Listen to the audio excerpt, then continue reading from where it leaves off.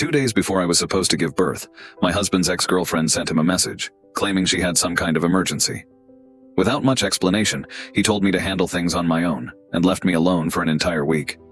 When he finally returned, he was shocked to find his mother at our house holding a stack of papers. And now, here I am, reaching out to Reddit because I'm in an incredibly complicated situation and could really use some advice. My husband, Johnny, who's 35, and I, a 32-year-old woman, have been together for 5 years and married for 2. We originally met through work, so I didn't know much about his past at first. But as time went on, and after we'd been dating for a while, we learned that both of us had only had one serious relationship before meeting each other. I had been with my ex for 4 years, 3 of which were during college and 1 year afterward. However, we eventually broke up due to personal differences and lost contact completely. By the time I met Johnny, it had been nearly 5 years since my previous relationship ended. On the other hand, Johnny had remained in touch with his ex when we first started dating, and was, in fact, still quite close to her. Let's call her Valerie. She was his high school sweetheart, and they had been together since they were 16, continuing their relationship all through college. By the time Johnny met me, they had been broken up for about 5 years. He explained that they ended things because Valerie wanted to advance her career and had taken a job in Australia. Johnny, however, wasn't interested in a long-distance relationship. They tried to make it work for a few months, but in the end, they mutually decided it would be better to go their separate ways. They moved in the same social circle, so they continued to keep in touch and stayed friends. I was comfortable with it until, after nearly 9 months of dating, I finally met his group of friends. On New Year's Eve, they all gathered for dinner, and he brought me along to introduce me to everyone. Among the group was Valerie, which caught me off guard since I wasn't expecting to see her. Up until that point, I had only heard about her through Johnny, who always spoke of her in glowing terms. Because of this, I never felt insecure or concerned. However, as soon as I started interacting with her, I sensed that her vibe toward me was quite different from what I had anticipated. Johnny had painted a picture of her as warm and easygoing, but I didn't find her to be like that at all. She made some sharp remarks about me in front of the whole group, and everyone laughed them off, assuming it was just her brand of humor, but it didn't sit right with me. I don't think anyone else noticed because she masked her words as jokes, like when she commented that I looked different in person than in pictures, and followed up with a jab about whether I was really Johnny's type, since he usually went for tall blondes, which I am not, but she is. Everyone laughed, thinking she was just being funny. She also made a quip about me being her successor, and how she felt obligated to give me some tips on keeping Johnny happy. At first I was willing to brush it off, thinking maybe she genuinely had a strange sense of humor like everyone claimed. But then, as we were having drinks, she raised a toast to Johnny for finally moving on, saying how happy she was for him. That seemed nice enough until she added that if she hadn't decided to move to Australia, I probably wouldn't even be there with them. Thankfully, no one laughed at that because it was awkward. But she quickly laughed at her own odd remark, and everyone else forced a chuckle just to move on from the moment. It became clear to me that she was still somewhat possessive of Johnny. When we got home that evening, I told Johnny that if he wanted to be with me, I couldn't tolerate her talking to me anymore. I made it clear that I was uncomfortable with their friendship because it was obvious she still had feelings for him, and she had been nothing but rude to me the entire time we were together. I had endured her once out of respect, but I wasn't willing to do so again. I was firm about my boundaries, especially since I had dealt with similar issues in past relationships. Thankfully, Johnny seemed to understand my perspective. He admitted that he had also noticed her strange behavior and decided he needed to cut her out of his life. He didn't want any trouble in our relationship because of Valerie, and that was that. After that incident, I never heard him mention her again. He told me he had blocked her, which reassured me. I met his friends a few times after that, and they never brought her up either, probably because Johnny had told them I wasn't fond of her. Everything was going smoothly until last week. Now I'm actually pregnant, and last Sunday was my due date. It's Thursday today, and Johnny left to help Valerie because she had some emergency and needed him by her side. He left just 2 days before my due date and only returned last night. We had a huge fight about it because I had assumed he had blocked Valerie and cut off all contact. He explained that he had done that, but she reached out to him from a different number, pleading for help. She had been diagnosed with stage 2 brain cancer and was desperate for someone to be there for her. I was livid because I couldn't accept that he was willing to leave me alone while I was so far along in my pregnancy. I understood that it was hard for him to accept that someone he once cared about might not survive. But it wasn't like she was going to pass away immediately. He could have waited until after I gave birth, after witnessing his child come into the world, and then gone to see her. But as soon as he heard the news, he felt the need to rush to her side. I tried to convey to him how absurd it was that he was even considering leaving me alone in my current state. But he simply dismissed my concerns, assuring me that he'd return before I went into labor, insisting that due dates are never set in stone. He suggested I might still have time to relax or even indulge in some self-care before the baby arrived. His parting words were for me to just hang in there until he got back, and with that, he left for the airport that same day, without even bothering to finish our conversation. He knew all too well that I had no family nearby. My parents lived in Iowa, and I was entirely dependent on him. Once he headed to the airport, I tried calling him repeatedly, but his phone was turned off. Desperate and overwhelmed, I reached out to my mother-in-law instead, as she had always been kind to me. Through tears, I explained the situation, and without hesitation, she rushed over. She also tried to reach him, but his phone remained off. She stayed with me throughout the day, offering comfort as I was distraught and couldn't stop crying, with pregnancy hormones further amplifying my emotions. We didn't manage to contact Johnny until the following day. When we finally reached out, he didn't pick up and instead sent us both a brief text, saying he'd return soon, hopefully before the baby arrived. He apologized for putting me through this and promised to accept whatever consequences I deemed necessary once he was back. However, for now, he felt compelled to be there for an old friend who had no family in Australia.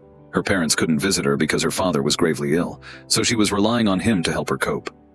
His explanation did nothing to ease my frustration. If anything, it infuriated me more. The fact that he prioritized an old friend over his own wife, whom he should have been supporting during such a critical time, was beyond infuriating.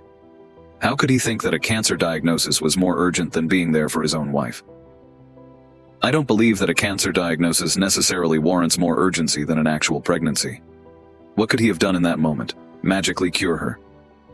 Obviously not. So he should have stayed with me instead.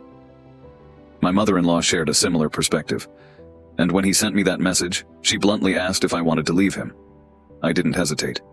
I simply said yes. Without delay, she consulted her lawyer and had divorce papers prepared for me, along with an agreement to terminate Johnny's parental rights. She told me that if he returned before the deadline, I could choose whether to go through with the divorce or talk things over with him first. However, if he didn't make it back, the decision would be clear. Having raised Johnny on her own after his father abandoned them, she was determined to prevent me from going through the same ordeal. She assured me that, unlike his father, Johnny would be held accountable for child support.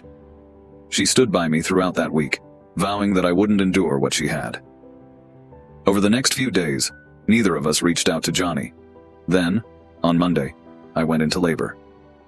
My mother-in-law tried to call him to let him know I was giving birth, but when he didn't answer, she chose not to text him, believing it would be pointless. Thankfully, my parents had arrived the day before, so they were there to support me. Yet, despite their presence, I couldn't ignore Johnny's absence. That day, I made up my mind. No matter what happened when he returned, I could never see him in the same light again. Just 3 hours after giving birth, I summoned the strength to complete the divorce paperwork and instructed my lawyer to file it immediately, eager to set the wheels in motion as quickly as possible. It was a struggle to even hold a pen, but I knew it had to be done. A friend had advised me that to be the best mother I could be, I first needed to take care of myself, and that meant letting go of a man who had clearly chosen his responsibilities to Valerie over his commitment to me. After our daughter was born, I didn't even think to call him. Instead, I stayed home with my parents and my mother-in-law. My parents are planning to leave tomorrow, so it'll just be me and my mother-in-law after that. I broke the news to them all that I was leaving him, as he hadn't made any effort to contact me, despite promising he'd be back before the baby arrived. He ended up spending the entire week with Valerie anyway. Last night, he finally returned, but it was late. When I opened the door, he immediately embraced me, but I pulled away and told him I wanted nothing to do with him. As soon as the door opened, my mother-in-law entered the room holding the divorce papers. She threw them in his face and demanded he leave the house immediately. She didn't care where he went, only that he left, as I needed peace and quiet to recover, having just given birth. She informed him that I had already filled out the divorce forms and insisted he sign the documents relinquishing his parental rights to our daughter. He was stunned, speechless for a few minutes. My mother-in-law was right. I was still weak and needed time to regain my strength, so I left the room as quickly as I could. I had no desire to talk to Johnny, and seeing him only made it harder to stay firm in my decision. I knew if I let him, this situation would become even more complicated. Then I heard shouting from the other room. Johnny had started arguing with his mother. I chose not to get involved and stayed with my daughter, hoping to avoid further stress. After a few minutes, I heard Johnny calling my name, demanding that I talk to him and at least let him see his daughter because he believed I owed him that much. His words infuriated me, and after placing my daughter in her crib, I went outside to confront him. I told him that after everything he had done, I didn't owe him a thing. He had made a deliberate decision to abandon me when I was close to giving birth. He chose not to be there for the arrival of his child, leaving me completely alone. Thankfully, my mother-in-law stepped in, but as for Johnny, I owed him nothing. I made it clear that I didn't care about his pleas. Our daughter was asleep, and I wasn't about to wake her for him. I asked him to leave and said we could talk later in the morning. Reluctantly, he left, but I noticed the tears in his eyes as he walked away. Before he left, he tried once more to speak with me, but I backed away, telling him again to leave. We were exhausted, and after he was gone, we finally got some rest. But the next morning, he showed up again, and that's when I told him it was truly over for me. It had ended the moment he left to be with Valerie, and there was nothing he could say to change that. My mother-in-law was in the room, but I asked her to let me handle this on my own, once and for all. That's when he broke down, crying and begging, forcing my mother-in-law to take the baby out of the house so our daughter wouldn't hear the commotion. He kept insisting that he had only gone to Valerie because she was desperate, claiming she was on her deathbed. He said he stayed with her for a week because she had no one else and was terribly lonely. He spent all that time comforting her, and he swore it was nothing more than that, but I wasn't there, so who knows what really happened. I told him it didn't matter anymore, and that I wanted him to leave. He then said that even if I went through with the divorce, taking away his chance to be a father was too harsh a punishment. He wanted me to reconsider, or he'd fight for custody. Even so, the chances of him getting custody of our daughter were slim. He hadn't even been present for her birth, which we could definitely use against him. He was well aware of that. Besides, she was a newborn, entirely dependent on me, and needed me far more than she needed him. He pleaded with me for just one chance, insisting that despite everything, he truly wanted a family.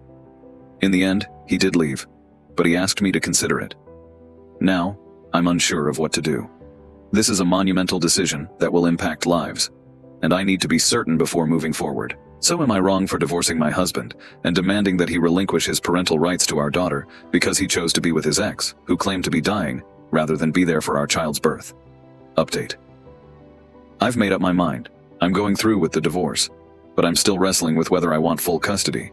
Johnny has been showing up at the house every single day, begging for my forgiveness. Each day it gets harder to turn him away, but I know I must. Thankfully, my mother-in-law has been incredibly supportive, helping me take care of the baby. My parents had to return home, but she has been gracious enough to leave her own home and move in with me on a more long-term basis, because she knows I need all the help I can get. I've told her that even if I decide not to give Johnny full or even partial custody, she's welcome to see her granddaughter anytime she wants. I've even asked her opinion on the custody situation, but she's left that up to me, assuring me that she trusts I'll make the right decision for both myself and our daughter, just as I did with the divorce. But the decision is still weighing heavily on me. It's not getting any easier. Johnny keeps showing up every day, and each time he does, I'm tempted to take him back and forgive him for everything. But I know I can't, especially after everything I've been through. Valerie has always been a sore spot for me, and he didn't even care about that when I was carrying his child. Honestly, I don't even know if they've been in touch or if anything's been going on between them these past few months. I just can't bring myself to trust a word he says anymore.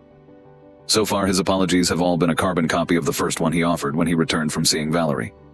He keeps insisting that nothing inappropriate occurred, claiming their relationship was purely platonic and that he was only there because she said she was gravely ill. As her friend, he felt obligated to be by her side every single time she called. But I've had to echo the same sentiments to him over and over again, and frankly, it doesn't matter anymore. I've made up my mind, and I'm going to leave him. It's heartbreaking, but it's the only way forward. A few days ago, I updated everyone that I had decided to proceed with the divorce, though I was still torn about whether to seek full custody of our daughter. Now I think I've reached clarity. For nearly 5 days straight, Johnny showed up daily without fail to apologize and beg for another chance. Then abruptly, he stopped coming around. While it seemed odd, I felt a wave of relief, thinking I'd finally have some peace and the space to think clearly. But that hope was short-lived. After he stopped showing up, I started receiving messages from others, condemning me for what they called a deeply wrong and immoral decision. They expressed shock and disappointment, claiming they never expected me to act this way. Soon after, his friends flooded my phone with texts, and it wasn't just his usual crowd.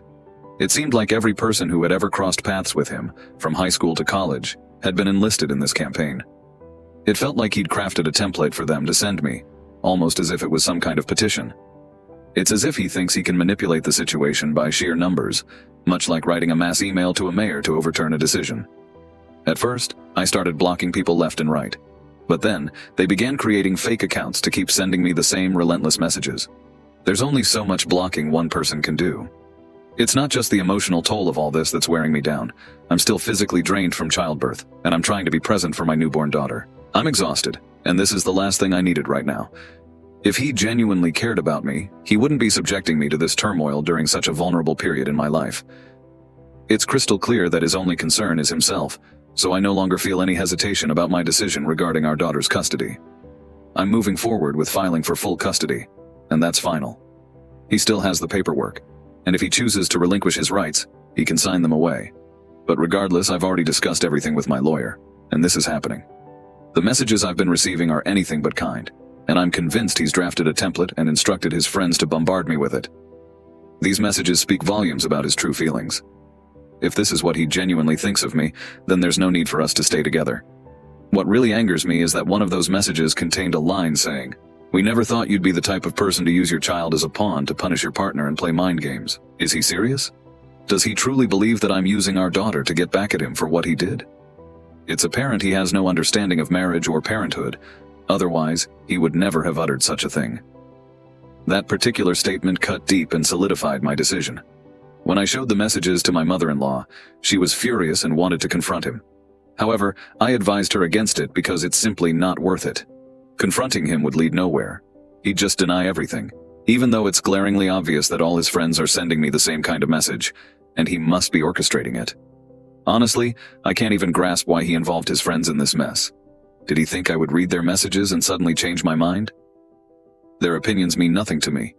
They aren't my friends, and I've never been close to any of them. They can think whatever they want, but it won't affect me in the slightest. I guess he assumed that if enough people bombarded me with their texts, I'd cave under the pressure. But he clearly doesn't know me at all if he believes that. I didn't relent when he showed up every day, pleading for forgiveness, because I knew that allowing him back into my life would be detrimental. Not just for me, but for our daughter as well. It might have been difficult, but I stayed resolute because I don't break easily.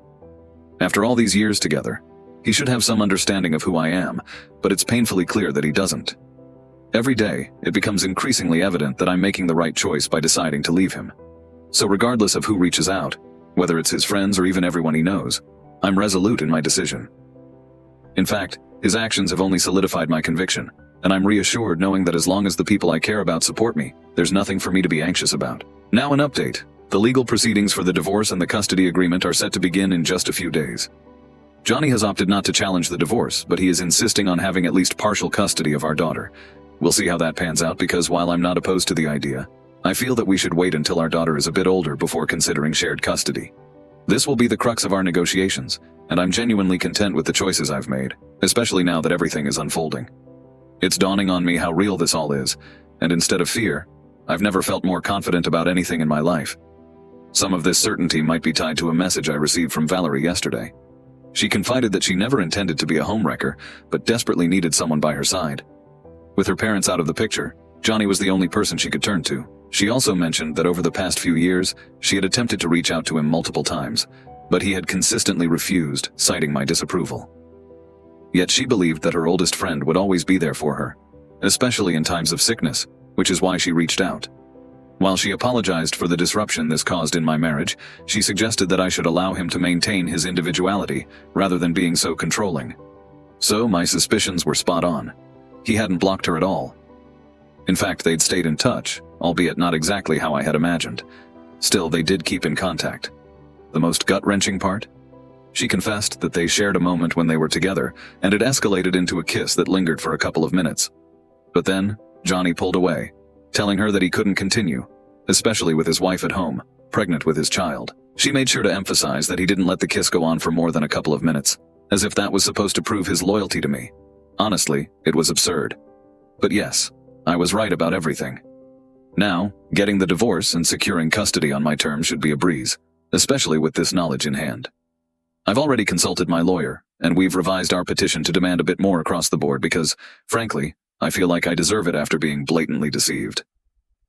Anyway, I'm feeling incredibly assured about the steps I'm taking, and I have no doubt that things are going to fall into place perfectly.